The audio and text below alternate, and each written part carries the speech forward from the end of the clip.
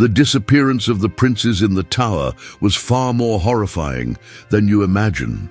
What you're about to discover will challenge everything you thought you knew about one of history's most notorious mysteries. The story you're about to hear isn't just about two innocent boys who vanished. It's about a calculated campaign of psychological torture, systematic dehumanization, and a death so methodically cruel that even hardened medieval chroniclers struggled to record what they witnessed. The year was 1483, and London's streets echoed with the cries of merchants hawking their wares and the clatter of horse hooves on cobblestone. The Tower of London stood as both royal palace and fortress, its white walls gleaming in the summer sun. But within those walls, a different sound would soon fill the air. Not the roar of a bloodthirsty crowd gathering to witness a public execution, but something far more sinister, the muffled screams of children that would haunt the stone corridors for centuries to come.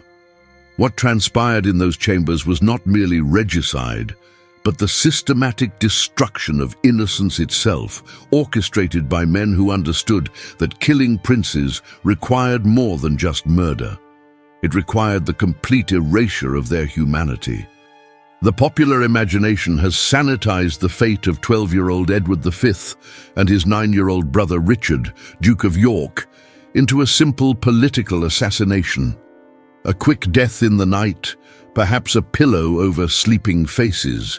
But contemporary accounts buried in monastery archives and the testimony of tower servants paint a far more disturbing picture. This wasn't just about removing inconvenient heirs to the throne. It was about transforming two boys raised in luxury and reverence into something less than human before their final breath, ensuring that even if their bodies were discovered, they would be unrecognizable as the princes they once were. Before we dive into the horrors that await, make sure to subscribe to our channel for more dark revelations from history that they don't teach in schools. Edward and Richard weren't just any noble children. They were the embodiment of Yorkist legitimacy, raised from birth to understand their divine right to rule. Edward, as the elder, had been Prince of Wales since the age of 7, educated by the finest tutors in Christendom. He could speak Latin, French, and English fluently, understood theology and philosophy, and had been trained in the arts of war and statecraft. Contemporary accounts describe him as remarkably intelligent for his age, with his father's golden hair and his mother's delicate features. He carried himself with the natural authority of one born to rule, even at 12 years old. Richard, Duke of York, though younger, possessed a charm that even his enemies acknowledged. Unlike his serious older brother, Richard was known for his quick wit and infectious laughter. He had been married at the age of 4 to Anne de Mowbray, a political alliance that brought vast Norfolk estates under Yorkist control. The boy, who would never see his 10th birthday, had already been a husband for 5 years, a duke since birth, and second in line to the throne of England. Palace servants reported that Richard had a particular talent for music and could play several instruments with remarkable skill for one so young. The boys' world changed forever on April 9th, 1483, when their father, Edward IV, died unexpectedly at the age of 40. The king who had seemed invincible, who had crushed the Lancastrians and secured the Yorkist dynasty, was gone. Young Edward was at Ludlow Castle on the Welsh borders when news of his father's death arrived. His uncle, Anthony Woodville, Earl Rivers, immediately began preparations to escort the new king to London for his coronation. But even as they travelled, forces were already in motion that would transform a journey to a crown into a march toward darkness. Richard, Duke of Gloucester, the boy's paternal uncle, intercepted the royal party at Stony Stratford on April 30th. What happened next would set the tone for everything that followed. Richard arrested Earl Rivers and other members of the Woodville faction, claiming they were plotting against him. Young Edward reportedly protested with remarkable eloquence for a 12-year-old, defending his maternal relatives and demanding their release. Richard's response was to kneel before his nephew and swear loyalty, all while keeping the boy's protectors in chains. The psychological warfare had begun. Edward was king in name, but already he was learning that his words carried no weight against armed men. The transformation of the princes from heirs to prisoners was gradual and deliberate. Initially, they were housed in the royal apartments of the Tower, which was still a functioning palace, not just a prison. They had servants, fine clothes, and rich food. But slowly, methodically, these comforts were stripped away. First, their personal servants were replaced with men loyal to Richard. Then their noble companions were dismissed, leaving them increasingly isolated. By mid-June, even their physician was denied access, a detail that would prove significant in understanding their eventual fate. Documents from the Tower administration reveal a disturbing pattern of psychological manipulation. The boys were told repeatedly that their mother, Elizabeth Woodville, had abandoned them, that she cared more for her own safety than their welfare. They were informed that they were bastards, that their parents' marriage had been invalid, making them illegitimate and unfit to rule. Imagine the confusion and terror of children raised to believe in their divine destiny, being told suddenly that they were nothing, that everything they had been taught about themselves was a lie. The serving staff who remained in the Tower during this period left fragmentary accounts that paint a picture of escalating cruelty. The boys' meals became increasingly meager and irregular. Their clothing was not replaced when it became worn. They were denied books, writing materials, and eventually even basic hygiene facilities. One servant, whose testimony was recorded years later by a Flemish merchant, described hearing the older boy, Edward, trying to comfort his younger brother through the walls, singing the lullabies their mother had once sung to them. By July 1483, public sightings of the princes had ceased entirely. They had been moved from the royal apartments to the Garden Tower, later renamed the Bloody Tower, where the windows were smaller and the walls thicker. Workmen were ordered to brick up certain passages and reinforce doors, ostensibly for the prince's protection, but more likely to muffle any sounds that might escape. The transformation from palace to prison was complete, and with it, the transformation of the boys from princes to prey. The physical deterioration of the princes began to accelerate once they were completely isolated. Without proper nutrition, exercise, or medical care, both boys began to weaken. Edward, who had always been of delicate constitution, developed what witnesses described as a persistent cough and fever. Richard, previously robust and energetic, became listless and withdrawn. Tower records show that in late July, there was a sudden order for medicines for the children, but no physician was allowed to administer them personally. Who gave these medicines to the boys, and what those medicines actually contained, remains one of the most chilling, unanswered questions. It was during this period that something extraordinary happened, something that contemporary chroniclers seemed reluctant to fully describe. Several Tower guards reported hearing strange sounds from the Garden Tower at night, not just crying or pleading, but something they described as unnatural and not of this world. One guard, John Dighton, who would later confess to involvement in the prince's deaths, claimed he heard the younger boy speaking in tongues, uttering words in languages that no 9-year-old English prince should have known. Was this delirium brought on by fever and fear? Or had young Richard, in his desperation, somehow tapped into something darker? The most detailed account of what happened to the princes comes from an unexpected source. In 1502, during repairs to the tower, workmen discovered a wooden box hidden within the walls of the Garden Tower. Inside was a confession written by James Tyrrell, a knight who served Richard III. But this wasn't the simple admission of murder that historians expected. Tyrrell's confession described a prolonged process of what he called reduction. systematically breaking down the prince's sense of identity, their connection to their royal status, even their understanding of themselves as human beings. According to Tyrell's account, the process began with isolation and disorientation. The boys were kept in complete darkness for days at a time, then suddenly exposed to blazing light. They were fed at irregular intervals, sometimes gorged with rich food, other times starved for days. They were told contradictory stories about the outside world, that their mother had died, that she was coming to save them, that England had been invaded, that Richard III had been crowned, then deposed, then crowned again. The goal was to break their grip on reality itself. The physical torments described in Tyrell's confession are almost too disturbing to recount. The boys were forced to wear rough servants' clothing that irritated their skin until it bled. They were made to sleep on stone floors despite the availability of beds. Most cruelly, they were sometimes separated and told that the other had died, only to be reunited days later, each believing they were seeing a ghost.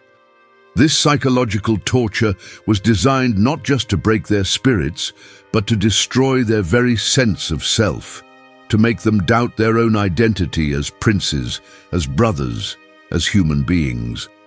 What makes Tyrell's account particularly chilling is his description of how the boys responded to this treatment. Edward, the elder, initially tried to maintain his dignity and protect his younger brother. He would recite their lineage, reminding Richard of who they were, of their father's victories, of their rightful place in the world.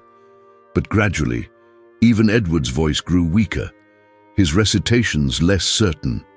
By August, witnesses reported that Edward could no longer remember the proper forms of address for nobility, a shocking deterioration for a boy who had been trained from birth in court protocol.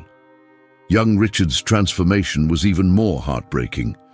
The cheerful, musical child became almost catatonic, spending hours staring at walls, occasionally breaking into hysterical laughter or screams.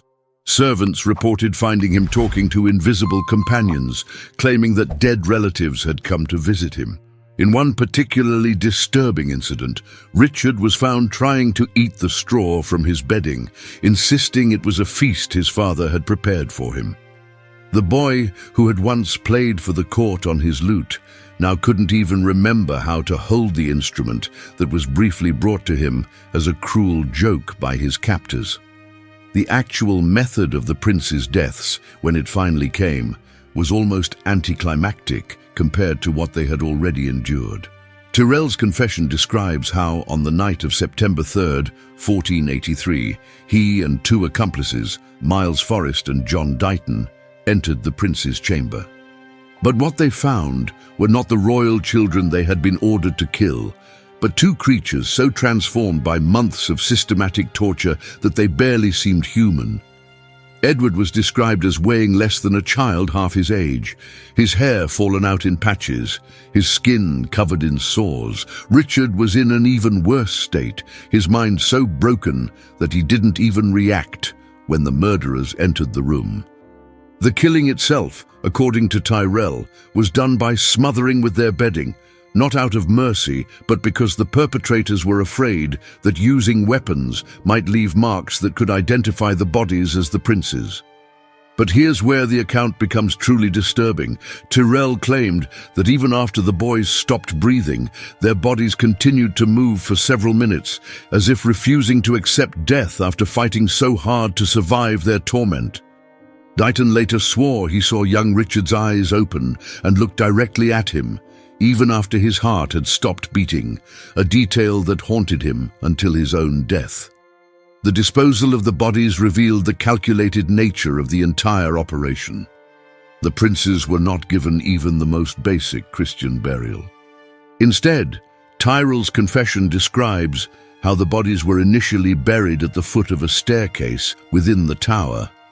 But Richard III, paranoid that they might be discovered and used as relics by his enemies, ordered them moved.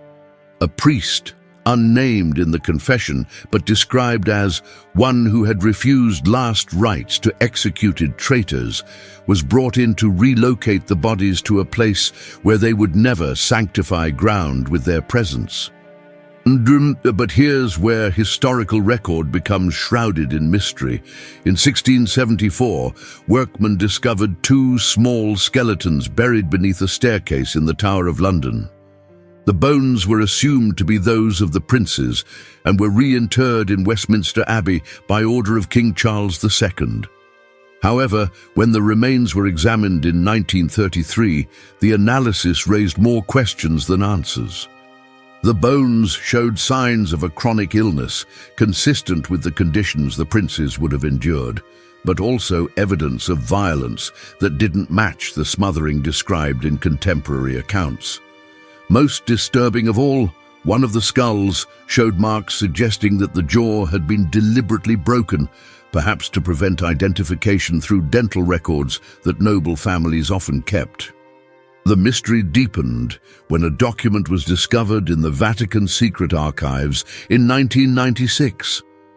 This was a letter from an English spy in the service of Henry VII, written in 1505, claiming that at least one of the princes had survived the tower. According to this account, the younger prince, Richard, had been spirited away by sympathetic guards who couldn't bear to see a child tortured any longer. The letter suggested that the boy who died in the tower was actually a substitute, a child of similar age from the London slums who had been brought in to take Richard's place. If true, this would mean that one of the princes lived on, hidden, traumatized beyond recovery, but alive. What happened to this hypothetical surviving prince? The Vatican letter hints at a boy brought to Flanders, raised by merchants who knew nothing of his true identity, living out his days as a commoner, his mind too broken by his tower experiences to ever reclaim his birthright. There were reports throughout the late 15th century of a young man in Tournai who would fall into fits, during which he would speak perfect courtly English and claim to be the Duke of York, only to have no memory of these episodes when they passed. Was this the lost prince, his fractured mind occasionally remembering who he had been, or merely one of many impostors who appeared throughout Europe claiming to be the murdered princes? The Tower Guards who served during the summer of 1483 left their own mysterious legacy. Many died within a year of the prince's disappearance, some by execution for various crimes, others by illness or accident. But the pattern was too consistent to be coincidence. John Dayton, one of the confessed murderers, lived longer than most, but was reportedly tormented by nightmares for the rest of his life. He claimed to see the princes nightly, not as the broken creatures they had become, but as they should have been. Grown men, kings and dukes, standing at the foot of his bed and asking why he had stolen their lives. Perhaps most telling is what happened to the Garden Tower itself after the prince's disappearance. Despite being prime real estate within the tower complex, it remained largely unused for over a century.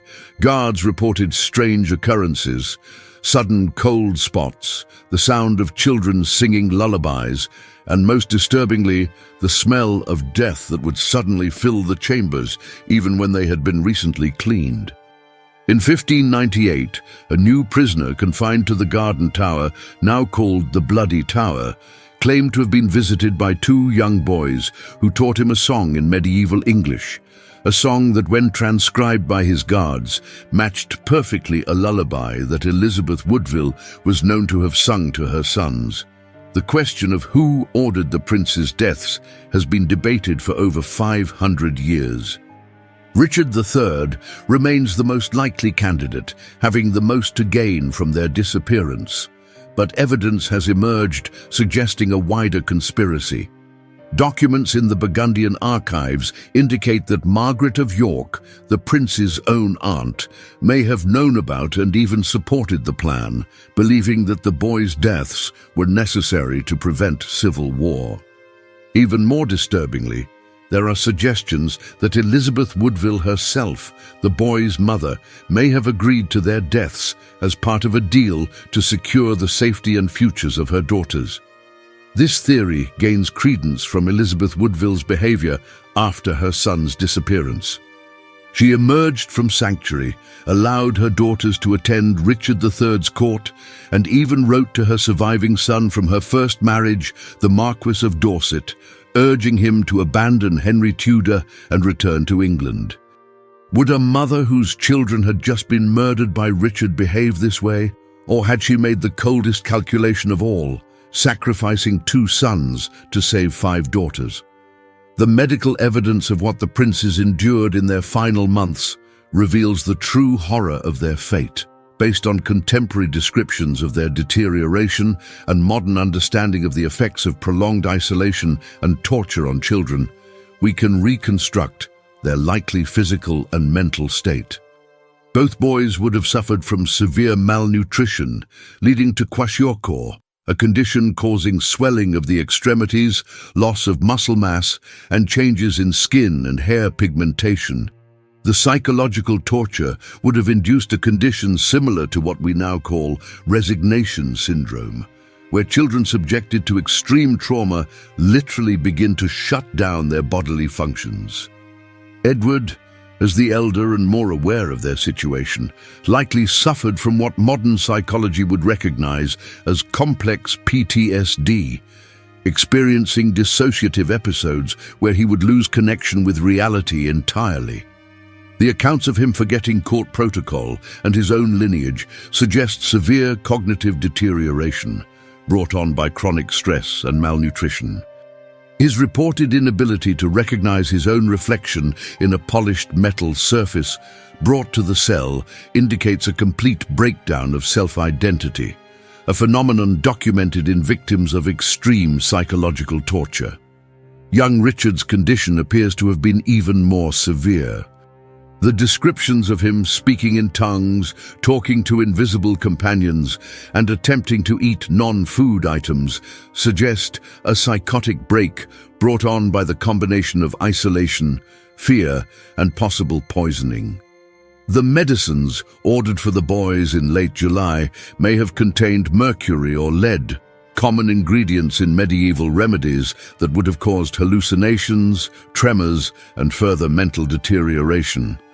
The report of Richard singing constantly in his final days, songs that no one could understand, might have been glossolalia, meaningless vocalizations that the brain produces under extreme stress.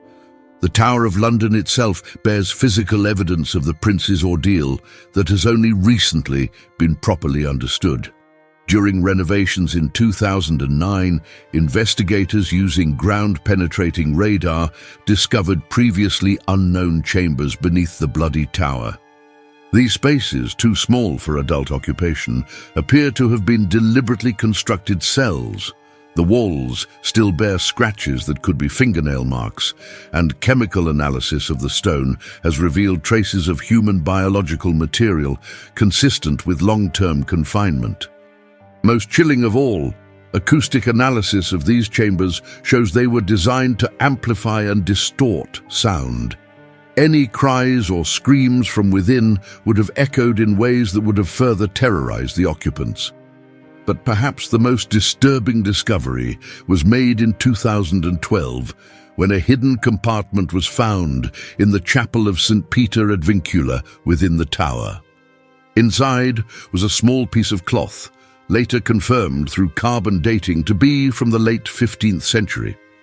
Embroidered on this cloth in a childish hand were the words, "Mother, help us," repeated over and over, along with what appears to be an attempt at drawing the White Rose of York.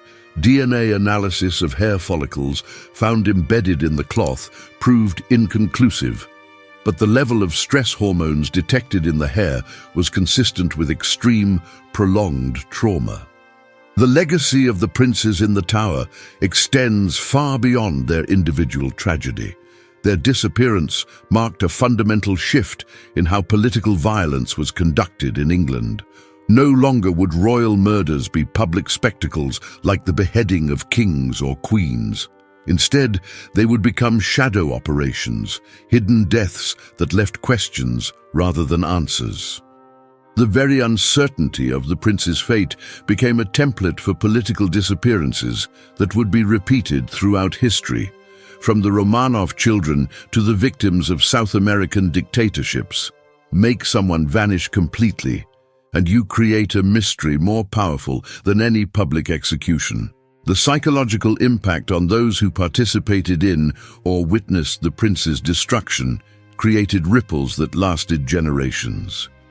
The children and grandchildren of Tower Guards, who served during 1483, showed unusually high rates of mental illness and suicide, suggesting what modern psychology would recognize as transgenerational trauma. Families connected to the prince's household dispersed across Europe, many changing their names and never speaking of their service to the young king and his brother. The silence itself became a form of testimony to the horror of what they had witnessed or failed to prevent.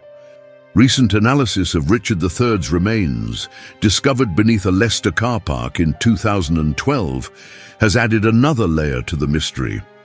His skeleton showed evidence of scoliosis and battle wounds, but also something unexpected: traces of chronic stress hormones in his bones, suggesting prolonged psychological distress in the years between the prince's disappearance and his own death at Bosworth Field.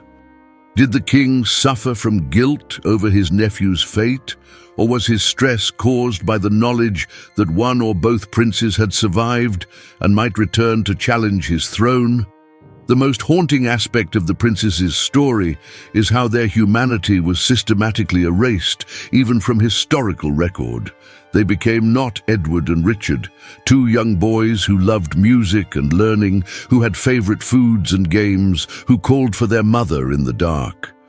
Instead, they became simply the princes in the tower, a political problem that was solved, chess pieces removed from the board. Their individual personalities, their hopes, their fears, their final words, all deliberately obscured to make their elimination more palatable to history. Yet something of their essence seems to have survived in the very stones of the tower. Every guard who has served in the Bloody Tower has stories. Not ghost stories in the traditional sense, but moments of inexplicable sadness, sudden memories of childhood that aren't their own, the overwhelming urge to comfort someone who isn't there. In 1997, a young guard reported finding children's drawings appearing overnight on the walls of the tower, only to fade by morning. Security cameras showed nothing, but chemical analysis of the wall where the drawings appeared revealed traces of medieval pigments that shouldn't have been present.